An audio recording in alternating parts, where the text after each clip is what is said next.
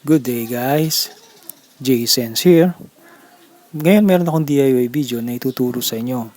Ito yung paano i-repair yung ating mga angle grinder.